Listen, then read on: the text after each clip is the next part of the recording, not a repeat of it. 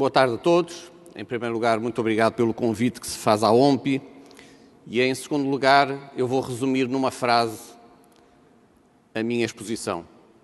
Nem tanto ao mar, nem tanto à terra.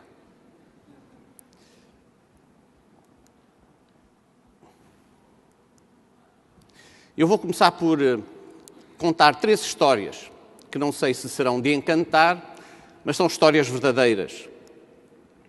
A primeira história é sobre a cliente que queria comprar, mas não comprou. Um dia, num país conhecido pela contrafação generalizada, uma cliente entrou numa grande superfície à procura de um creme Nivea para as mãos. E ao encontrar o creme, realmente encontrou o creme na prateleira de um supermercado, ela viu que o produto era tão barato, que hesitou. Compro ou não compro? Claro que não comprou. Porque afinal o creme era tão barato que num país como aquele podia muito bem ser contrafeito. E a moral da primeira história é que naquele país a contrafação generalizada destruiu a função diferenciadora da propriedade intelectual. Os cremes naquele país eram todos iguais. O nome Nivea não diferenciava aquele creme dos outros cremes. O que nós temos aqui é propriedade intelectual de menos. Vamos à segunda história. A história da cliente que queria comprar, ou que não sabia se queria comprar, mas teve que comprar. E esta história pode-se passar nos Estados Unidos, pode-se passar também na Austrália. E é a história de uma cliente que necessitou de ir a um hospital para ser diagnosticada de um cancro de mama ou de ovários, ou então da tendência de desenvolver esse cancro. E, ao chegar ao hospital, constatou que só o uso do kit contendo a sequência genética custava, nos Estados Unidos, $3.000. Só o kit. Na Austrália, seriam $2.000 australianos. E, claro, diante de um preço desses, se a paciente não tem seguro médico, a paciente hesita. Compro ou não compro? E a resposta é: tem que comprar. Porquê? Porque não há alternativa. As sequências patenteadas BRCA1 e BRCA2 são idênticas às encontradas na natureza e, por isso, não há como reinventá-las. Não há como uma outra empresa de biotecnologia também interessada em ganhar dinheiro e vender kits de diagnóstico não a $3.000, mas eventualmente a 1.000 ou a 500 ou a 100, essa empresa simplesmente não pode desenvolver um outro gene que possa ser usado naquele teste. É impossível reinventar o que está na natureza.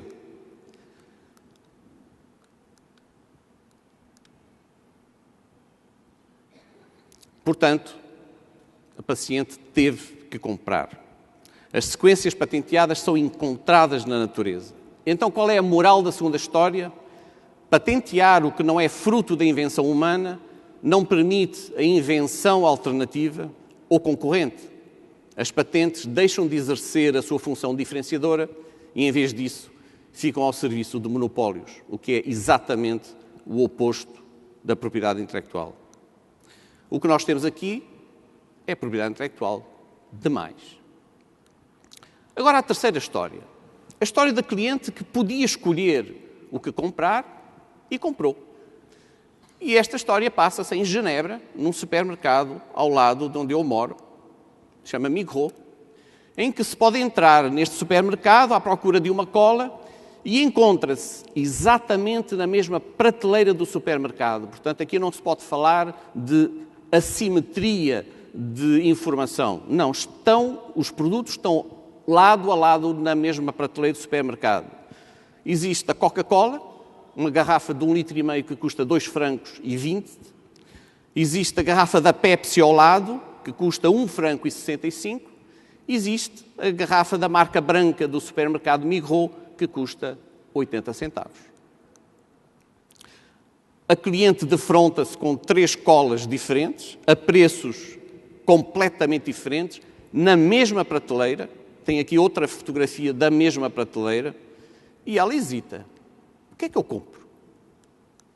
Claro que ela, depois de escolher, ela vai comprar. Se ela for fiel à Coca-Cola, apesar do preço mais alto, ela vai preferir pagar por sua preferência, mas se ela for sensível ao preço, ela vai comprar ou a Pepsi, ou então vai comprar a marca branca. A moral da terceira história: a propriedade intelectual ajuda-nos a escolher de acordo com as nossas preferências, porque mantém as diferenças, através da exclusividade, e assim assegura-nos a nós, consumidores, que não haverá parasitismo ou confusão.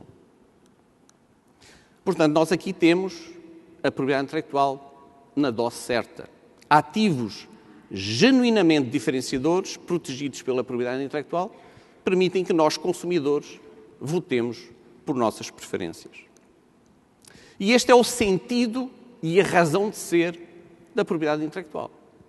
Ela assegura, através da exclusividade sobre os ativos intangíveis diferenciadores, a diferenciação dos produtos, dos serviços e das empresas.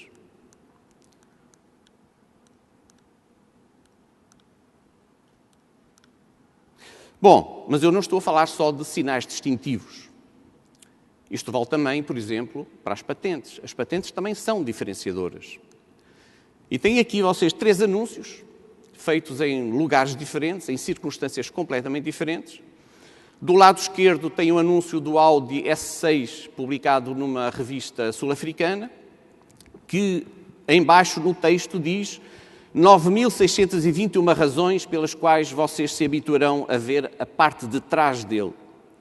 E aí explica o anúncio que essas 9.621 razões são 9.621 patentes que a Audi depositou em torno da tecnologia que faz deste modelo da Audi um modelo altamente potente e, portanto, mais rápido que os outros carros. E depois, entre parênteses, diz, incidentalmente, 3.000 e não sei quantos pedidos de patente a mais do que a NASA durante todo o seu programa espacial.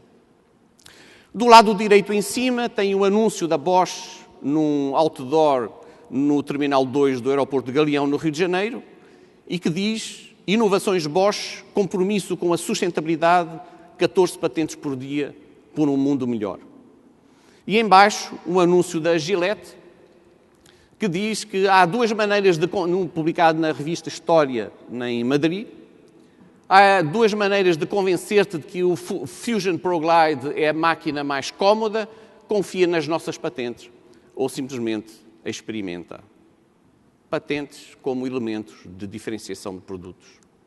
Mas poderia também falar de direito de autor, do direito de autor como elemento de diferenciação de ativos que nos permite a nós, consumidores, comprarmos o que queremos ou não comprar o que não queremos.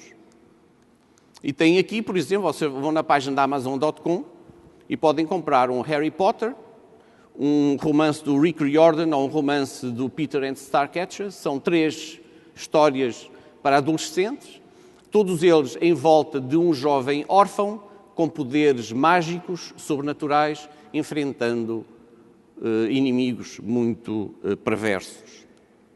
Ou então, também por trás do direito de autor, vão à Amazon.com e podem escolher entre o Norton Antivirus, o WebRoot, o Antivirus Plus, o Kaspersky ou então o Bitdefender. Com os preços diferenciados, isto parece aquela prateleira do supermercado com 3 colas por preços diferentes. Por trás de todo o ativo de propriedade intelectual existe um elemento diferenciador.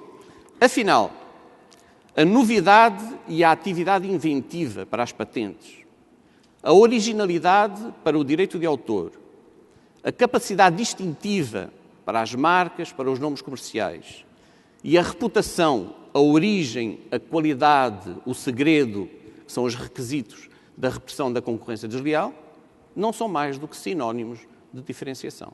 Onde vocês encontram um ativo de propriedade intelectual, sempre tem por trás um elemento diferenciador. Por isso é que a propriedade intelectual é sintoma, se não instrumento, de liberdade económica, que é a liberdade de nós escolhermos. E tem aqui para quem gosta de estatísticas, 2 quadros que mostram, de um lado, do lado esquerdo, países classificados pelo Índice de Liberdade Económica, depois, pelo lado direito, nas 3 colunas da direita, veem os pedidos, não são os ativos obtidos, são apenas os pedidos, em 3 áreas: áreas de patente, áreas de registro de marca e áreas de pedidos de registro de desenho industrial. E vocês veem que, à medida que aumenta o índice de liberdade económica ou a nota de liberdade económica de cada país, aumentam os pedidos de propriedade intelectual. Neste aqui, em que eu fiz uma combinação do índice de liberdade económica com a soma dos ativos, porque há desvios individuais, por exemplo, claro, Cuba solicita muitos pedidos de patente, mas não é para explorá-los economicamente dentro do país, porque é o governo quem pede as patentes, mas sim para explorar economicamente fora de Cuba. Então há desvios individuais, mas no total vocês veem perfeitamente que há aqui patamares, que à medida em que os países aumentam a sua qualidade de liberdade económica ou quantidade de liberdade económica, aumenta o uso de propriedade intelectual. Vocês veem aqui Portugal, que é um país considerado de pouca liberdade económica, portanto é pouco usuário de propriedade intelectual, relativamente. A Suécia já é um país com um nível mais elevado de liberdade económica, portanto o povo sueco usa mais propriedade intelectual, e os países com um índice mais elevado do mundo, como Suíça, Nova Zelândia e Singapura, são países altamente usuários de propriedade intelectual. E aqui, quando se fala de países usuários, eu estou a falar de pedidos de patente, de marca e de desenho industrial por 1 milhão de habitantes, portanto é per capita. Estes números são consistentes. Quanto mais livres os países, mais a propriedade intelectual é utilizada. E quanto mais a propriedade intelectual é utilizada, mais livres são os países. A ironia é que nos países onde não há propriedade intelectual, não há sequer parasitas ou copiadores. Pois onde não há propriedade intelectual, nada se diferencia, tudo é igual. Os países comunistas, por exemplo, onde a vontade coletiva política é de uniformizar, não necessita de diferenciação, não necessita de patentes, não necessita de marcas.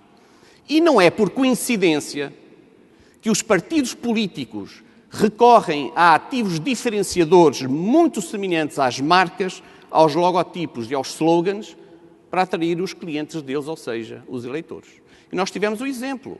O Partido Pirata da Suécia tem o seu próprio logotipo, tem a sua própria marca, tem o seu ativo diferenciador.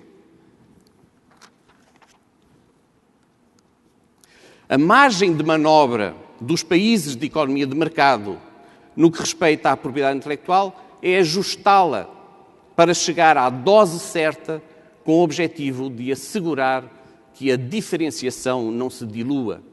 E aqui é que está o debate que hoje se verifica aqui. A questão é de saber onde é que há a propriedade intelectual de mais e onde é que há a propriedade intelectual de menos e onde é que se encontra a dose certa. Este é o debate que hoje existe em volta da internet e é um debate que sempre aparece quando se manifesta a destruição criativa, isto é, quando uma nova tecnologia supera outra, quando a sociedade começa a mudar o seu modo de vida por causa da nova tecnologia, aí aparecem os detratores da propriedade intelectual e os defensores da propriedade intelectual em busca do meio termo, em busca do termo razoável. No final do século XIX, quando a Revolução Industrial se espalhava pelo mundo, por exemplo, na Europa, houve um movimento para simplesmente acabar com o sistema de patentes. Nos Estados Unidos houve um movimento parecido, não para acabar com o sistema de patentes, mas para doseá-lo, para diminuir alguns dos excessos. Em cidades como Chicago havia manifestações na rua contra o sistema de patentes, como há uns meses atrás houve na Europa manifestações na rua contra o ACTA e houve manifestações na rua contra um projeto de lei de concessão de patentes para software. É evidente, sejamos realistas, que 99,99% dos participantes dessas manifestações contra o ACTA nunca leram o ACTA e não sabem do que se passa. simplesmente são manipulados.